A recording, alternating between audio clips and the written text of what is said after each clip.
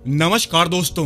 कई लोगों के लिए बिग बैंग वो समय था जब ब्रह्मांड अस्तित्व में आया। इससे पहले कुछ भी नहीं था, इसी के बाद ही आज सब कुछ है। दशकों से लोगों की आम सहमति यही मानती है कि ब्रह्मांड 13.8 बिलियन साल पुराना है, जिसकी शुरुआत बिग बैंग से हुई थी।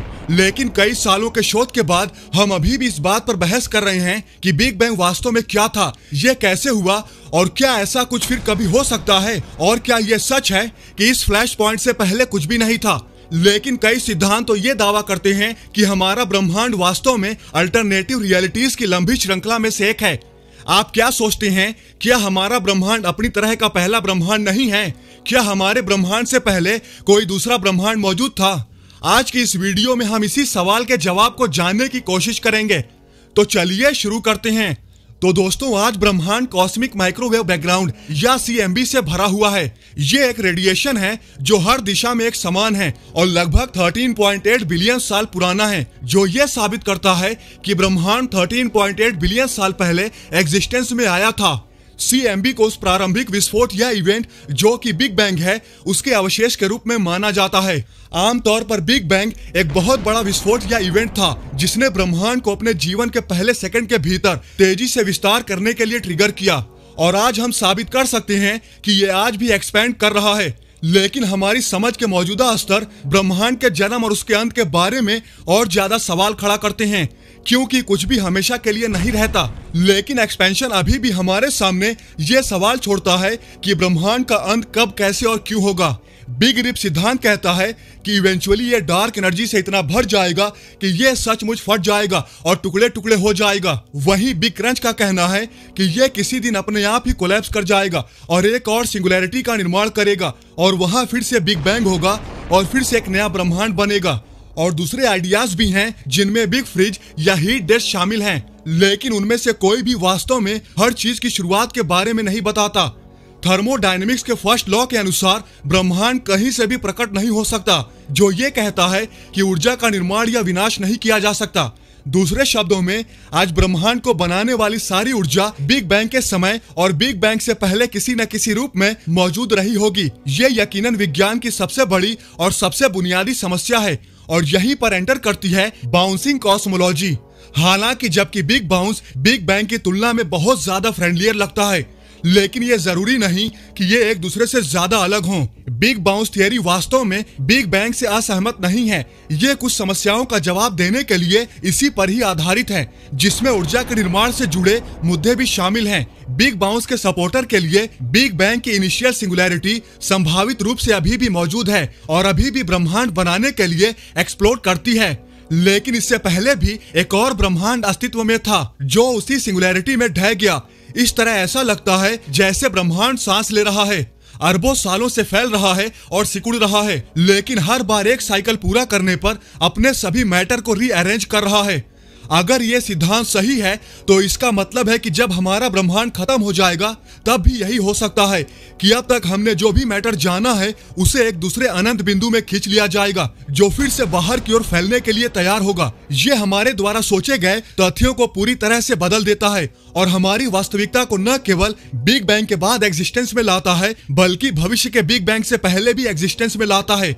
एक भविष्य की घटना जो समय के साथ भविष्य में अरबों सालों तक दूसरे बुद्धिमान प्रजातियों को यह सोचने पर मजबूर कर सकती है कि उनकी वास्तविकता के जन्म से पहले क्या हुआ था। इसी तरह अगर बिग बाउंस सही साबित होता है तो यह संभव है कि हमसे पहले अनंत ब्रह्मांड थे, साथ ही अनंत ब्रह्मांड जो हमारे बाद भी आएंगे। हमें ऐसा लग सकता है कि हमारी वास्तविकता हमारी समझ से परे समय से अस्तित्व में है, लेकिन यह वास्तव में बिग बाउंस दुनिया में अंतहीन वास्तविकताओं में से एक होगी। इस मॉडल में ब्रह्मांड एक्चुअल में शाश्वत है। असल में इस थियरी में भी ब्रह्मांड बिग बैंग की तरह ही सिकुड़ने लगेगा, लेकिन ये बिग बैंग की तरह पूरी तरह से खत्म होकर एक पॉइंट पर नहीं सिमटेगा, बल्कि ये सिकुड़ते सिकुड़ते अचानक से बाउंस कर जाएगा और फिर से ब्रह्मांड विस्तार करना शुरू हो जाएगा और यही सिलसिला अनंत काल तक चलेगा। अब बिग बैंग और बिग बाउंस में यही फर्क है। बिग बाउंस में हमेशा हमें सेम फिजिक्स के लॉज और हमेशा पुराने ब्रह्मांड जैसी ही चीजें देखने को मिलेंगी, बस नए सिरे से। लेकिन बिग बैंग के बारे में कुछ भी नहीं कहा जा सकता। हो सकता है जब दोबारा बिग बैंग हो तो नए फिजिक्स के लॉज बने, नए ऑब्जेक्ट बने जो पुराने ब्रह्मांड में नहीं थे। हो सकता है वहाँ ब्लैक होल, गैलेक्सीज या स्टार न हो, वहाँ कुछ और ही चीज हो, कोई नया ब्रह्मांड किसी नए ऑब्जेक्ट से बना हुआ हो। हाँ, लेकिन दोनों ही सूरत में हमारे ब्रह्मांड से पहले भी ब्रह्मांड था और हमारे ब्रह्मांड के बाद भी दूसरा ब्रह्मांड रहेगा।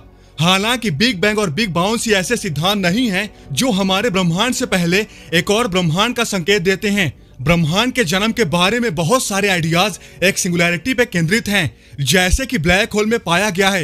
एक आइडिया ये भी है कि हमने जो कुछ भी जाना है वो सब एक व्हाइट होल से आया है। व्हाइट होल ब्लैक होल के विपरीत होते हैं।